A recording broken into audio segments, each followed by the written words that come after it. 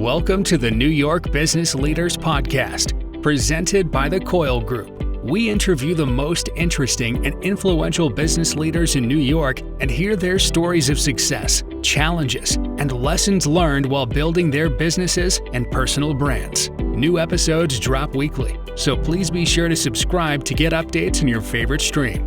Without further delay, here's your host of the New York Business Leaders Podcast, Gordon Coyle.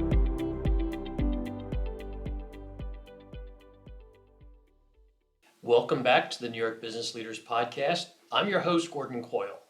Today's show, I interview my friend Jill Spielberg, who's a family law attorney and partner with the firm Abrams Fensterman, a New York-based mid-sized firm with offices in Lake Success, Brooklyn, White Plains, Rochester, and Albany. The firm of 115 plus attorneys has a broad practice area and includes corporate and securities law, estate law, employment law, family law, government litigation and strategy, IP, land use, cannabis, real estate, and many other practice areas. You can see a full list of their practice areas on the firm's website, abramslaw.com. As I mentioned, Jill's practice is limited to family law with emphasis on high net worth divorce proceedings, pre- and post-nuptial agreements, and other family law issues. I've known Jill for several years, and something that came to me from this conversation is that she's a keen observer of human behavior. Divorce is probably the most traumatic thing many people go through in their lives, and Jill speaks about that and how she approaches it with her clients. Well-reasoned, balanced, practical, with the skill of an expert, I think describe her pretty well. She understands what her clients are going through and helps prepare them for what to expect, which often isn't very pretty. Jill's the partner in charge of the family and matrimonial practice in the firm's White Plains office and works with clients across Westchester and New York City. She can be reached at 914-607-7010, or you can find her on LinkedIn as well. Finally, if you have an interesting story that you'd like to tell on this show, drop me an email or give me a call. My email is gbcoyle@thecoylegroup.com, or give me a call on my direct dial, 845-474-2924, and let's have a conversation about getting you on the show. I'll put all my info and Jill's info as well in the show notes. Now, on to the show. Welcome back to the New York Business Leaders Podcast. Today, I've got my friend Jill Spielberg with me. Glad to have you on the show. Happy to be here. Great. So, Jill, take a couple minutes and tell us about yourself and what you do. Well, I'll tell you about my professional self, which is that I am a matrimonial and family law attorney, which is sort of code for divorce lawyer.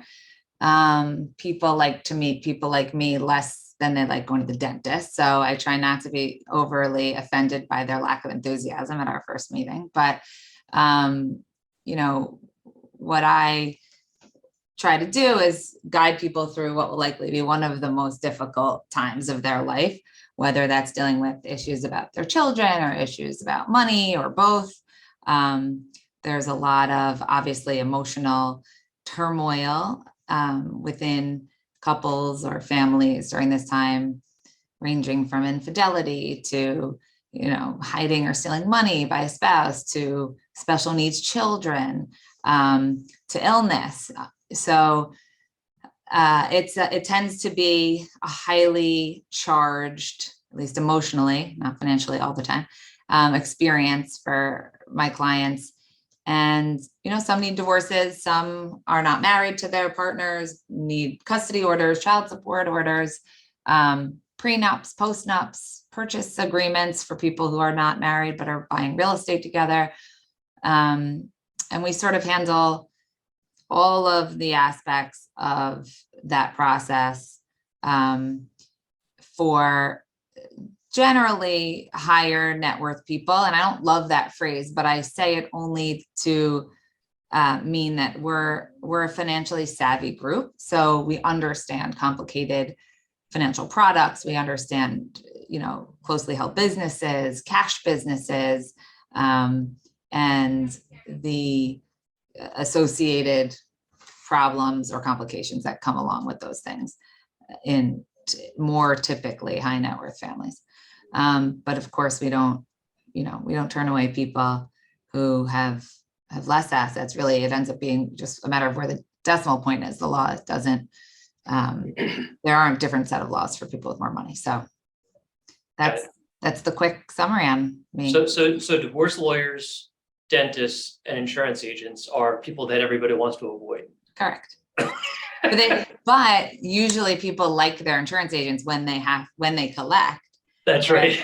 Divorce lawyers, and like they like dentists because it relieves the pain potentially. But I tend to feel like even in the best case scenario, at the end of the day, you could win everything. Everybody's exhausted and tapped out and hates the process no matter what.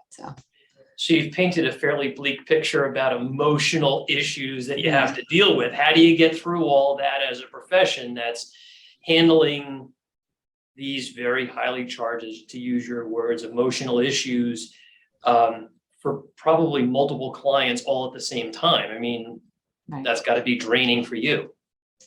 Yeah, well, the worst part of it, frankly, is that the most emotional pieces of the puzzle are factors that aren't even considered or entertained by the court. So people come in and, as you'd expect, there's infidelity or there's, an unknown gambling problem or a known gambling problem, right? And they come in and that's really what people want to talk about. I found these texts and my husband's had this relationship for all this time. And I try to be patient and listen. And at some point I say to them, I'm happy to hear everything you want to tell me, but it's likely that this affair is going to have little to no impact or place in your divorce. I mean, the only real result or ramification of something like an affair is how much money did they spend on their paramour, right? So New York was the last state in the country to have an irretrievable breakdown of the marriage or irreconcilable differences ground for divorce. And when they did that, and really before, but now you don't have to make any allegations against the other side. You only have to say that the marriage has been broken down irretrievably for 6 months or more. And you don't have to really even say why, because it's hard to contest that. Because if one person feels it's broken down, So that's one of the harder pieces, is that the parts of it that people really care about and are emotionally charged over have no real place ultimately. So what I try and say is, happy to talk to you as long as you want about these issues. I know they're important to you, but that'll be your choice if you want to spend the money to talk about something that's highly irrelevant to, what we're going to be doing together as a team going forward. So that's tough, but we do handle lots of clients at once. And it can be draining, just like any job that's busy. But I try and give clients realistic expectations so that the calls that I'm getting are, I know you told me it was going to be hard when we did this, but it's harder than I thought, or, rather than you never warned me about that. I try to set my clients up with realistic expectations so that the calls I'm getting are not draining for me, where I feel bad that I failed to prepare them for something. And really it's not dissimilar to a therapist who hears the worst part of everybody's life every day. How do they deal with that? I would say that's sort of, it's a good thing. I like to drink wine, I guess, is the answer to that. So. Okay. So the truth comes out. Right. Well, I do like wine. As she pours herself a short shot of wine at her desk. At 11:09. There's coffee in that cup, I promise. My 14th cup. So let's talk a little bit about other areas of, rather than just divorce, because we know kind of all those stories and we can come back to it. But let's talk about two things that you mentioned: prenup, postnup. What are they in a perfect world? Who gets them? How do you talk about it? So let's start there. Yeah. So a prenup, the full word is prenuptial agreement. So it's before, and then postnups are really called antinuptial agreements, or postnuptial agreements.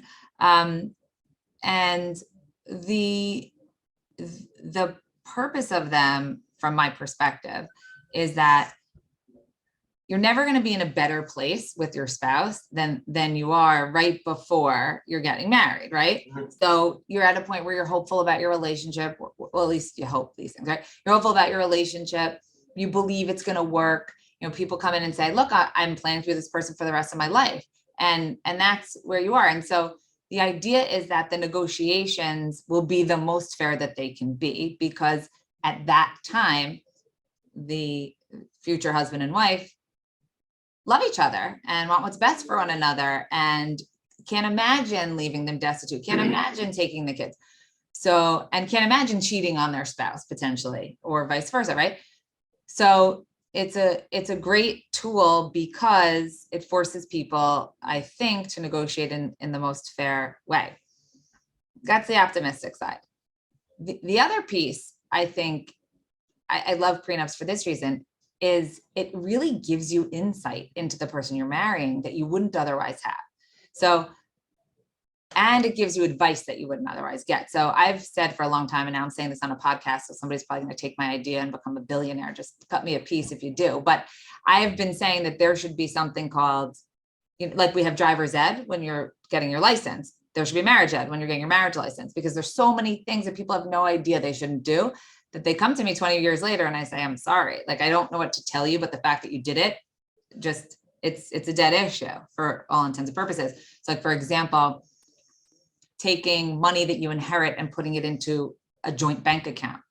That inheritance would have been your separate property that you walk with in its entirety in a divorce, but the fact that you've put it into a joint bank account makes it marital property, just like that. No matter how much it is, no matter what the circumstances were and what the relationship was, it commingles and then is transmuted into marital property. So that's something that would be so easy for people to be careful about if they knew. Nobody knows. How would they know? So prenup gives you that education. And it also, about the law, and it also, I think, gives you an education about who you're marrying. So for example, I just did a prenup where, my client comes to me and she says that she and her soon-to-be spouse had discussed that if one of them was to take a step back, if they had children, it was going to be her, my client. And so that was just one of the factors, right? And so then we come to negotiating maintenance, and I was proposing terms that, to the extent one party takes a step back in their relation, in their career, that there might have to be maintenance for some period of time, tying it to age of the children, all different ideas. And basically what we learned from this negotiation is that there was no intention for the other spouse to pay any maintenance no matter what, because my client had a good job and had the ability to earn more than, wouldn't be otherwise eligible for maintenance. And, I ended up saying to my client, I said, look, if you're going to sign this prenup and you're going to get married to this person, you need to now realize that before you make the decision to take a step back in your career or leave your career altogether to raise children, you're not going to be financially supported. So, and there's just, that was night and day from what her expectation was and from what she understood from her discussions with her fiance. So it's an example of learning a lot about the person you're going to be with. Like, this person doesn't think that I should stop working. They, the fiance agreed that they should both work and hire childcare, whatever it is. And that's how it should be. And so that was different from what their discussions had previously been.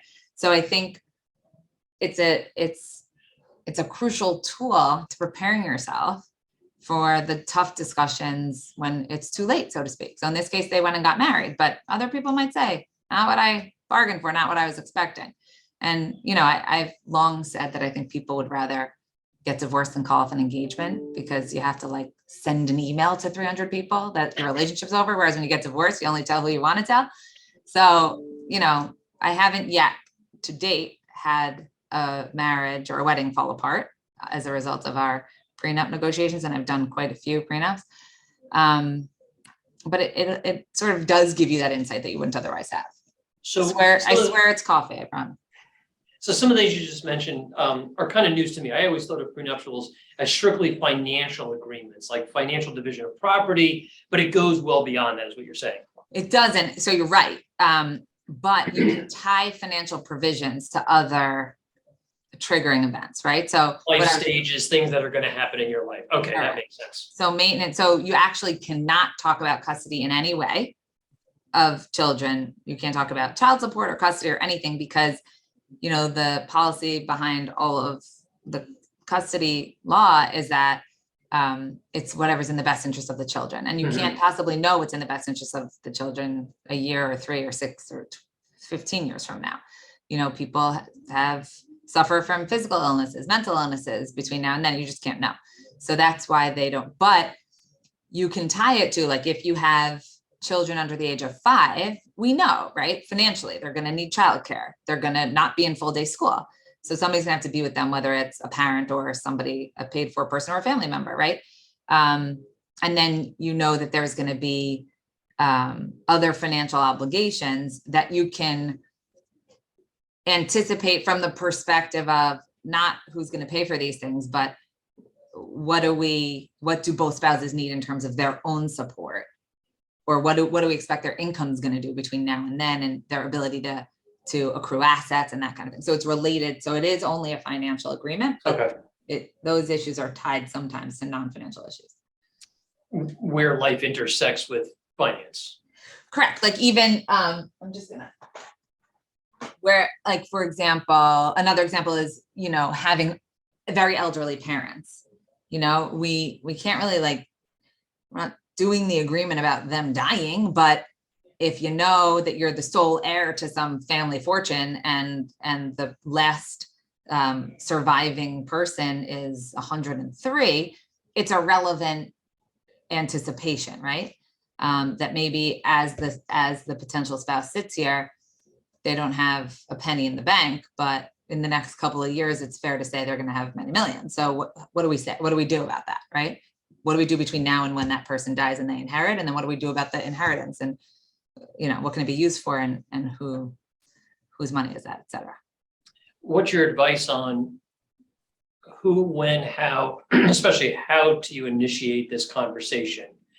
I mean, obviously before a couple is married, but having kids that are in this age range, one is married and one isn't, but I can just think about how much stress there must be to say, oh, you know, honey, we have to have a conversation about division of property and finances and everything before, you know, I'm ready to, you know, tie the knot. How do you prepare clients to have that conversation? I always say, blame me, right? So go home on a day that you think you guys are getting along really well. And, you know, my dad had dinner with a friend, or I ran into this woman I know at my club or at, you know, wherever. And she was mentioning to me that prenups are great for these reasons. And I know it's an awkward conversation, but I just sort of wanted to raise the fact that whatever your circumstances are, you know, my parents give us money, but obviously they worked for that money. And so there should be no expectation on the part of my spouse for their money. But while we're together, they're happy to help us, you know, obviously frame it positively. But, you know, most people blame their parents, which is fine to do too. But, you know, as they say, you marry a family. So you don't really want to create this idea that your parents don't trust your soon-to-be spouse or don't want to help them in any way. So I think the first line of defense is to blame me or somebody else that's going to be preparing it.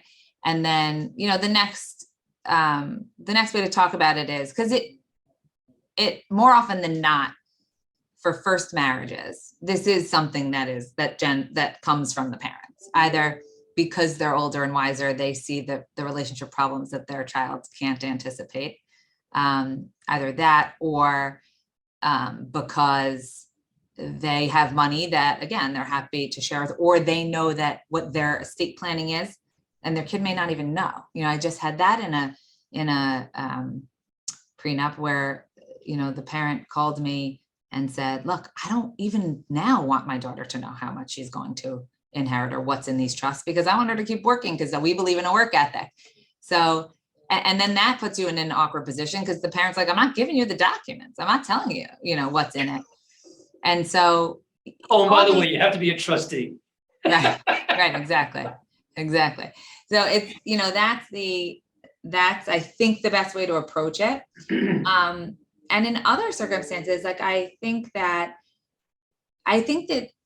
future spouses aren't going to be as surprised as you think they'd be. Like, there's always a reason to be getting the prenup, right? And if you are somewhat financially transparent with your soon-to-be spouse, they know. Like, if you make a ton of money and they don't, believe me, they know, or if you have a ton of assets and they don't, believe me, they know. And like I said, at this point of the relationship, can say with a straight face, I'm not in this for your money. I don't want your parents' business. I don't want your hard-earned work money for all these years before I knew you to be mine. I don't want that for us. And so it's really how you handle it and the reasonableness of the suggestions that drive the productivity of the conversations. It's an awkward discussion no matter how you slice it, but it's kind of like just a Band-Aid, like rip it off, get the conversation started. And as long as you're willing to be fair, it'll be fine. Because that's what people say. Even the ones, I represent today, maybe it's more even, but usually more men than women. And so they call me and they say, look, if I have the money, happy to support everyone, but I'm worried about if I don't. And that's often what the concern really does come down to, people want to, if we get divorced because I cheat or we just grow apart, that's fine. But if she cheats, I'm not paying a dime, like that kind of stuff. And it's okay to say those things. It's okay to have those feelings. And I don't think that any spouse is shocked when this, I very rarely hear somebody say, and I was blown away when we had this conversation. So yeah. And do you think they're more common today because young people are getting married later than they had in the past, and that gives them a 10-year jump in earnings, promotions, assets, and all that sort of stuff? I do. I think that's part of it. I also think that COVID created a big uptick because people who were supposed to be getting married had to wait a year or 2 years. And maybe during that time, especially, living with that person 24/7, they were like, maybe I should protect myself just in case this doesn't work. And by the way, that's great. I mean, everybody talks about how COVID, created an uptick in divorces and whatever else, but, it was useful in that way. It sort of, weeded out separate the men from the boys in terms of, I was going to say a weed from chaff, but okay. It was sort of maybe to be more PC, survival of the fittest, right? The weak relationships, it's hard to survive those kinds of conditions because so often in relationships, and maybe they're the strongest relationships, but so often in relationships, having your own life and your independence allows a relationship to survive. Maybe because it's hanging on by a thread and it's what keeps it hanging on, or because it's what both people need and that's what makes it a strong relationship. But certainly, everybody says, have your own friends, be independent, have your own interests. And it's not, there's a reason for that. It's not just talk. So, so I think that's part of it, that people were seeing that maybe they should be careful. And maybe there were things that they had to wait out a little longer, but they wanted to get married, and that's okay. Mm-hmm. So let's talk about what is a postnup and how does that work? So, I want to say specifically that I'm a New York lawyer. I'm admitted in only New York. So everything that I'm saying is specific to New York. I know that this is a New York podcast, but you just never know because, for example, New Jersey does not really honor or enforce postnuptial agreements. So it's an important thing to make sure that you understand in your jurisdiction whether or not it's a state or a county that tends to uphold these types of agreements. Good. But a postnuptial agreement is that things happen, right? Unanticipated things happen. So, when you're getting married and your parent is 100 and something, your grandparent's 100 and something, it's easy to say we should plan for what's going to happen. But when your young parent dies at 60, and you had no idea that you'd have to deal with this and they didn't have a will or they didn't update the will. And all of a sudden you're there with all this money and you don't know what to do, or you don't know how to protect it. That's an example. Unanticipated things. Okay. That happen, okay. Either with family members that are going to create a liquidity event for one of the spouses. Or sometimes there are unexpected issues with children. So there could be, we'll take the earlier example, right? No matter what, neither of us should take a step back unless we're ready to support ourselves. And that's fine. And I had even proposed some language about unless there's an unanticipated development with one of the children, because then all of a sudden you have a child who has special needs who either is under 5, there's no appropriate placement in terms of a nursery school or a daycare, or it's going to take 6 months to find the correct placement, or there's a health issue where they can't be watched by anybody other than like a nurse or a parent.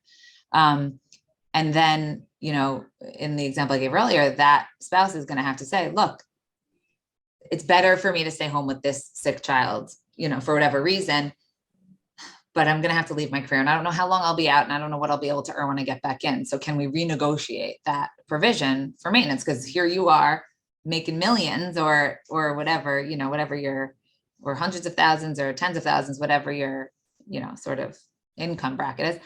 And I'm going to not be making anything. And I'm going to now have been out of the field during a time, if you're of child rearing age, that's a pretty important time in any career. And I want to make sure that I'm not cutting off my nose to spite my face in a sense. So that's an example. Or a husband and wife, or husband and husband, or wife and wife could be purchasing a piece of real estate. And a set of parents says, you know what, this is such a great house. I think it's going to be amazing for your kids. We'll throw in $1 million or $500,000, but we want that back if something happens. If you have to sell the house in a divorce, we want our money back, or we want it to go to our kid. It'll be a gift. It's a gift just to our child, whatever it is. You need to memorialize that potentially. I mean, I'm not gonna give a full education on how we look at those things, but there are ways to put in language to protect it. But if we just say, if this house in Cape Cod sells, $500,000 plus interest at whatever rate or whatever it is, goes back to the parents or goes to one of the spouses, that might be a triggering event. Got it. Typically they're entered into if something unanticipated happens, good or bad, right? Here's this unexpected $1 million gift, or here's this unexpected death of a parent or a loved one, Okay, got it. Tell me about like some of the challenges that you face. I'm sure that there's just tons of them every day you've told me some stories with difficult clients and how it can get a little off the wall crazy, but what are some of the challenges that you face in your business? So I think like a vanilla challenge is that people who are otherwise reasonable people tend to be unreasonable in a divorce, right? They're so angry, or they're so afraid, or they're so anxious that they can't make responsible choices, right? So I think that that's a challenge where I sometimes have to say to someone, you have to look at this as a business deal. And then they say to me, rightly so, it's not a business deal. This is my life, and then I have to say, well, as far as the court's concerned, it's a business deal. So when we walk into court tomorrow, the court's going to say, just pick a number. This is a business deal, and try and have that conversation ahead of time. And it's not easy to have because it doesn't feel that way to anybody other than the attorneys in the court. So that's an obvious one. Some of the tougher ones are that when you do have somebody when you have the spouse that maybe wasn't as involved in the finances of the marriage, it's almost even hard to know what to do or where to start or how to really advise them. Like, how much does your husband make? I don't know. Do you have any retirement accounts? I don't know. Where do you bank? Honestly, I don't know. I've seen he sometimes goes to Chase to take out a few $100 for the babysitter. Some people come in and know nothing. Some people come in and know some things. Some people come in and say, I know that I know nothing. And that's almost the scariest, right? Because it's like, I know there's a lot, or I know, I feel like I just saw a letter and it says that there's a lien on our house, So that's the hardest because people come in and 10 out of 10 clients say, how much is this going to cost me? How long will it take? And I say to all of them, I have no idea. First, tell me who your spouse hires, what lawyer, and I can give you a better idea of what we're looking at. But, the issue is that sometimes when you come in and you say, I have no idea, I have to break the news that it's going to cost you a lot of money before we even get started on the legal piece. We have to figure out, where's the money? How much is there? How can I know what to ask for, what my positions are, if I don't even know what the financial circumstances are of the family? Because we can't rely on the other side. You have to sort of objectively. So that's another difficult. And that involves hiring investigators, forensic accountants, and folks like that. Yep. Serving subpoenas. I do try and do a lot of that, follow the money stuff in-house, because I need to know how it happened, right? So I like to look at the accounts myself, but sometimes it's not a wise use of resources. And it's obviously not my expertise from the perspective of being a forensic accountant or being a private investigator. So we do use third parties often to sort of move that process along to the best that we can. But we serve subpoenas, sometimes to all the banks or the big ones, and just see what we get, and there, you can learn a lot from a bunch of different things. You could, your kid goes to a social skills class at a agency, could subpoena the agency for all the bills, what credit cards they have, what bank accounts they have, or, at least one, if there's a check or a wire, you can sometimes reverse discover what you need to know. But that's hard because people are already so afraid of how much it's all going to cost. So when they come in with no information, we have no choice but to get it. And everything that takes time costs money across the board. So on the flip side of that is successes. Do you have a story or two that was like, this was just like the best thing that ever happened kind of a deal? Well, it's hard to in your business, I'm sure. But I want to make sure I tell the story in a way that doesn't implicate the individuals or destroy any confidentiality. But I'll be more general to say that when I represent a client who has been, I'll use the phrase beaten down, because I like that phrase because it doesn't have to necessarily mean physically beaten, but sometimes you come home from work and just like, I just feel beaten. I lost emotion, or there was so much going on. I didn't have a chance to, eat lunch or whatever it is.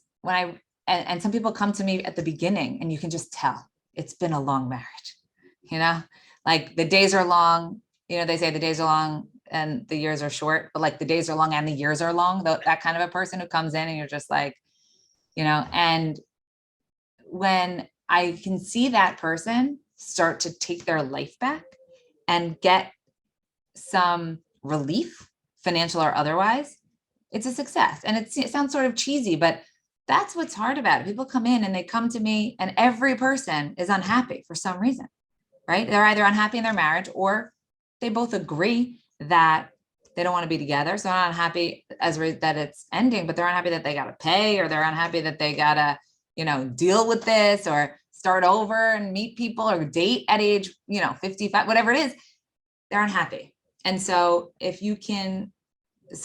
when I can give them something that alleviates that feels like a success. I mean, I did a trial, I'm sure you heard about it, on super short notice a couple of years ago. And the husband was just one of these guys that you were like, I just want to get this guy, he's just smug and he's mean and he has a lot of money and he doesn't want her to have any of it no matter what. And he doesn't respect her. And, you just said, this guy needs to have a reckoning of sorts, and you're just a woman to bring it. And that's what he got where I stand.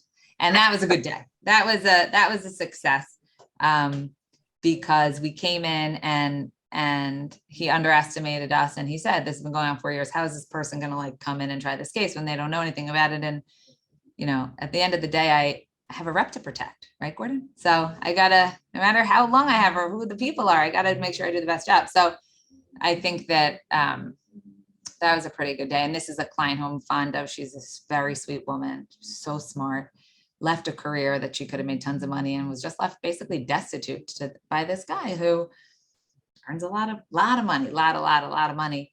And so just to set her free from that constant daily berating was a victory in and of itself, but she got some compensation for it. So that was a success.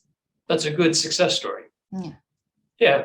And I think everybody has a tough job to one degree or another, regardless of it's in the law or outside of the law, whatever it may be. And you work for those success stories. You work for the client satisfaction. You work for, yeah, it's great for everybody to win a lot of money or for you or me to make a lot of money, but it's even better when somebody walks away from it and they're like, I really appreciate the job you did.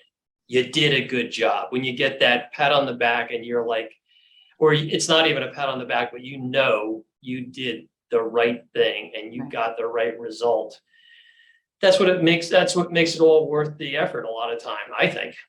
I agree. I mean, it's funny that you use that word appreciation. I have said, people ask me all the time, usually at a cocktail party or whatever. So what makes people get divorced the most? Is it money or infidelity? And I always say it's neither. It's lack of appreciation. And this has been my theory for as long as I'm doing this, that everything else comes from the lack of appreciation, right?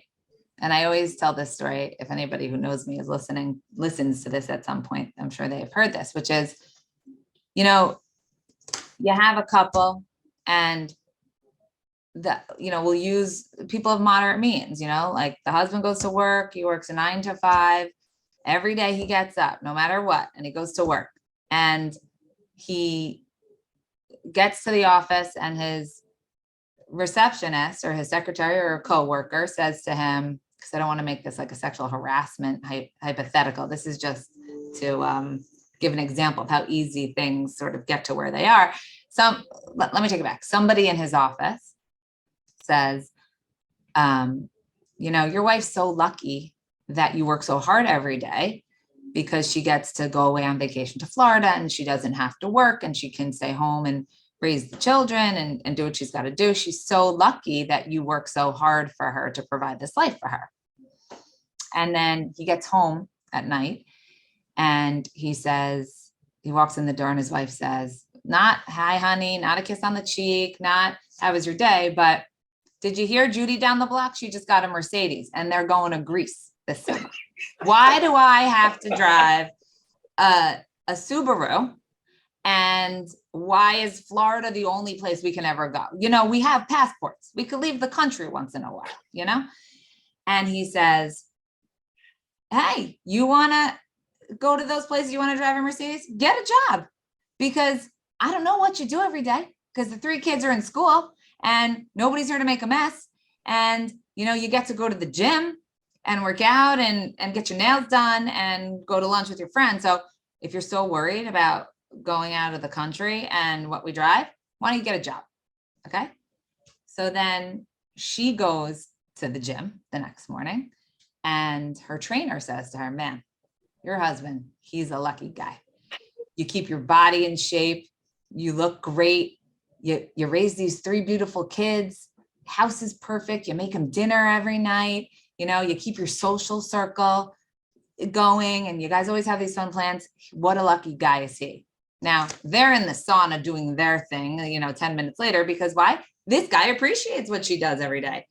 And her husband goes to work the next day and whoever said what a great husband he is, they're in the broom closet doing their thing, right? So now what have we done? We've had affairs, infidelity. We've fought about money, but it's not about that. It's that they don't appreciate each other's contributions to the marriage, right? So, it's obviously so simplified, but it illustrates that all the fights come from not appreciating who you're with. And look, I'm not wearing rose-colored glasses. I'm not saying that you should wake up every day and kiss the feet of your spouse, but what I'm saying is that, I'll have a friend call me and they'll be like, oh, I'm going to kill him. He must have been so nice. He got up, he went to Barry's boot camp and then he golfed all day and he has the nerve to come home and take a nap. Could you imagine what I've been doing? And I say, remember, didn't we have so much fun this weekend when we went to the club, when we did this and we did that? I said, go tell your husband how much you love him, or the husband will roll his eyes at a dinner because his wife's like, do you really need another drink? And I say to him, you know what? Do you need it? Why don't you just not have it? And these little things make such a big difference in a relationship, especially one where there are kids and everybody's tired, that the last thing somebody wants is to wake up and be made to feel guilty that they had to take a nap, or to, feel like, wake up and not want to say how bad their hangover is because they know that their spouse is going to be like, well, you shouldn't have had that last drink. That's such stuff, now get up and go coach soccer, have fun, I'm getting, so I think that. And don't forget the Dunkin' Donuts on the way back. That's right. That's right. Don't forget we're having dinner with my mother tonight. Take a few Well, Advil before that. I think what you just are kind of like demonstrating is you're a good observer of people. I think you see so much of this behind the scenes, in front of the scenes, in front of the camera, back of the camera, what do you want to call it? So that you observe it and you are able to kind of like synthesize it into just a very simple thing. It's appreciation. I think that's a good point. I mean, you would think I don't know much about keeping a relationship together, but it's amazing what you learn about keeping together when you see so many fall apart, Mhm. And what I always say is that it's all relative, because I have clients come in and they're like, could you believe he told me to shut up? I'm like, really? That's the worst thing that you have to say? But like, here's a number of a marriage counselor. This is worth saving, lady, But it's like, whether that's the real reason or it's not, everything's relative. Like that may be a person who came from a very proper household, never once saw his or her parents curse at each other or be disrespectful. And that's really bad to them. And they want to be with somebody who's never going to tell them to shut up. And that's okay. Mhm. What people have a hard time with in my family, I will say, I have at least one parent and at least one in-law that has a hard time with divorce as a whole. Like you make a commitment, you keep the commitment. And so they don't like it when I say, I actually believe in divorce, and they look at me like, what are you talking about? It's like, do you think that your friends and relatives should be happy? Well, yeah, generally. Do you think that they should be able to make choices that make them happy? Yeah, generally. So if they made a choice at 18 or 23 or 27 or even 35 to marry somebody and now they're not happy, why shouldn't they be able to make the choice to make themselves happy? Of course, if they are a parent and they are the moneyed spouse, they should do what's responsible and what's right for their children and for their spouse. But getting divorced is, it's a means to an end of happiness, and it doesn't have to be that you're getting beaten every day, because emotional abuse and verbal abuse, it's just as bad in a lot of cases, sometimes worse. And so to say I believe in divorce, it sounds crazy, but I do. I think it's just like any other choice that people make to be happy. You have to be responsible and act in the best interest of your kids, but you can do both. And children can survive divorce and go on to be productive members of society and happy children and love both their parents. So, I mean, we've certainly seen that over a couple of generations. Exactly right. It's just having the right priorities in the process, and not losing sight of that. Yeah, good advice. Anything else you want to go over? I want to be respectful of time. We've kind of been talking about this for 40 minutes or so. So anything we missed that you want to throw into the conversation? I have nothing. I mean, what I would say is, to people, be responsible. If a prenup's appropriate, don't be afraid to ask for one, and keep track of your finances. My one big piece of advice that I would be teaching in marriage ed, if I ever got that business off the ground, is print out all your financial statements on the date of your marriage and put them somewhere safe. Because if you get married, if you want to get divorced after you've been married 7 years, can't get them. And then the value of something on the date of the marriage is impossible to prove in some cases. So print out those statements that morning before you put on your gown. You just go right to Kinko's if you need to. Check those puppies out. Make sure you have them in a safe place, and you'll thank me 7+ years from now. Good advice. Jill, if somebody wanted to reach you, how's the best way to do that?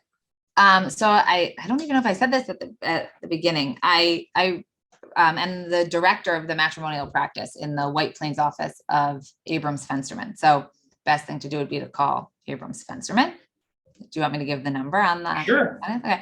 914-607-7010. Okay.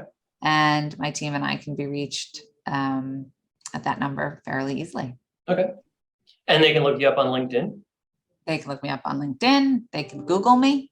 I'm very Googleable. Oh. So they could find me that way.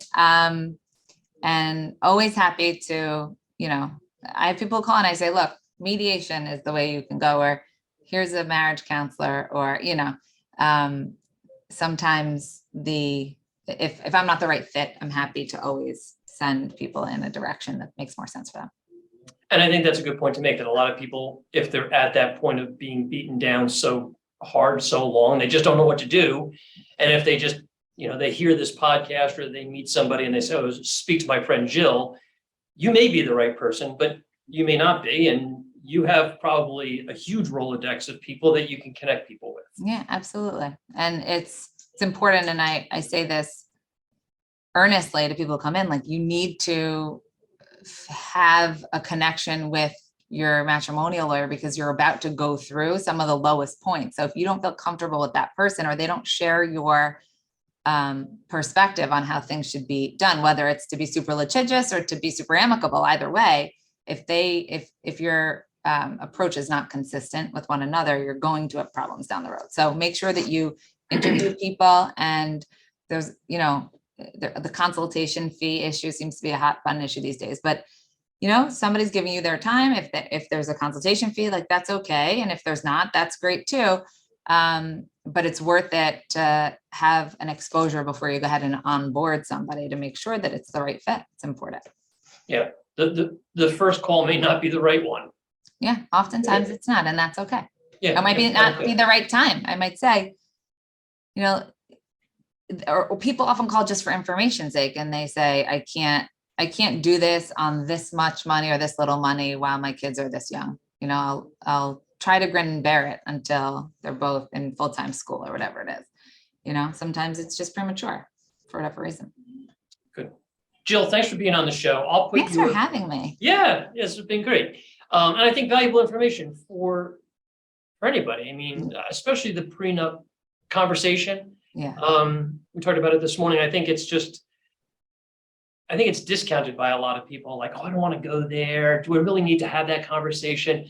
But, my wife and I are just going through redoing all our wills and trusts and things like that. And yeah, those are difficult conversations. You don't want to think about dying, right, but it's going to happen. I mean, we know that for sure. That's right. So having the preparation in place, and I think that that's true of everything in your life. It doesn't have to be huge, momentous situations. Preparation, it's like 9/10 of the deal. If you're prepared, you can get through any kind of shit that life's going to throw at you. Totally true. And I think, like divorce, the stigma of prenups is largely gone too. I mean, not as much because of what it suggests, right? Like, why are we talking about divorce when we haven't even gotten married yet? I understand it, but it's the same reason you get homeowners insurance before and it's in place when you buy the house, because anything can happen from day one. And so, I don't see that there is as much of a stigma or negativity towards it because divorce is so widespread. It's not this like taboo thing anymore. And it's not something that only happens to other people anymore. Yeah. If divorce was a fraction of 1%, maybe I'd say, prenups aren't that big of a deal. Right. Exactly. But if it's more likely than not to happen at this point, then, what else can you say that, that you're more likely than not for it to happen and you don't prepare yourself for it, Right. So good advice. So I'll put Jill's contact info, the phone number, her LinkedIn profile in the show notes. So if you're on the treadmill or out for a run or driving in the car, you can look at that later. I'll also put in the show notes my contact info, because if you have an interesting story that you'd like to tell on this podcast, I'd love to chat with you and get you on the show. So until next time, Jill, thanks for joining, and everybody have a great day. Thanks so much, Gordon. Talk to you soon.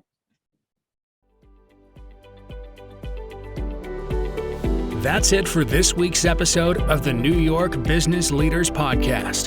Be sure to subscribe so you don't miss next week's episode. In the meantime, find more interviews and resources at nybusinessleaders.com.